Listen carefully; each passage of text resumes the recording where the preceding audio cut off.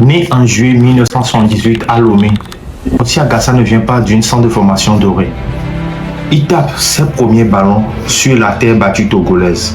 Très vite, ses qualités physiques, 1m90, et son audace le propulse dans les cages. Il fait ses classes locales à l'Étoile filante de Lomé avant d'exploser sur la scène internationale avec les éperviers du Togo. À cette époque, tout le monde comprend qu'un nouveau talent brut est né. Défendre le but du Togo n'était pas une simple tâche facile pour Agassa. C'était une mission sacrée. Avec plus de 70 sélections, il a été le dernier rempart lors des moments les plus historiques du football togolais. Sa concrétisation, qualification historique pour la Coupe du Monde 2006 et les campagnes de la CAN.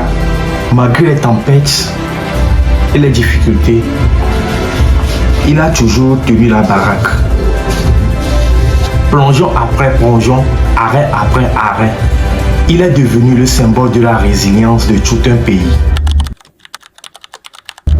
Mais le talent d'Agassa va traverser les frontières. En Europe, il pose ses valises en France, après des passages à Metz et à Istres. C'est au stade de Reims que le Togolais va écrire sa plus belle légende. En Ligue 1, il terrorise les attaquants.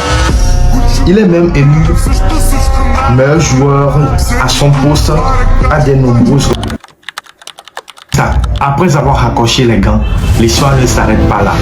Si Agassa a choisi de redonner au football togolais. Devenu entraîneur des gardiens, il transmet désormais son expérience et son mental d'acier à la nouvelle génération. Araignée a peut-être quitté les terrains, mais son aura plane toujours sur le football togolais.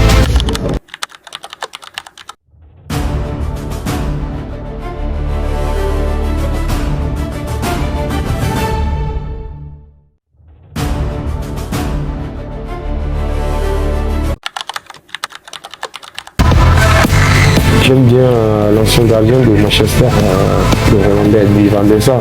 C'est une modèle pour moi. Je suis quelqu'un de un peu discret, je parle pas beaucoup, mais quand je parle, je pense que mes coéquipiers ils sont à l'écoute et ils m'écoutent. Ça jouait à rien, je pense que en toute objectivité, je pense que c'est ce qui se fait de mieux en I1 aujourd'hui. Moi, je l'ai connu à travers les entraînements parce que il n'était pas titulaire au départ, donc c'était Yo qui jouait. Et puis dès le moment où il a eu sa chance, il a bossé, et puis derrière, il a été récompensé par son travail. J'ai même dit à Kossi un jour que c'est lui qui m'a même donné envie de faire ce métier. J'avais été fan de Chilavert et autres, mais quand j'ai commencé à aller au stade, c'est Agassa et un autre aussi qui s'appelle Nigombe Waké qui est décédé à peu près 3 semaines. Personnel. Mais Kossi c'était mon idole.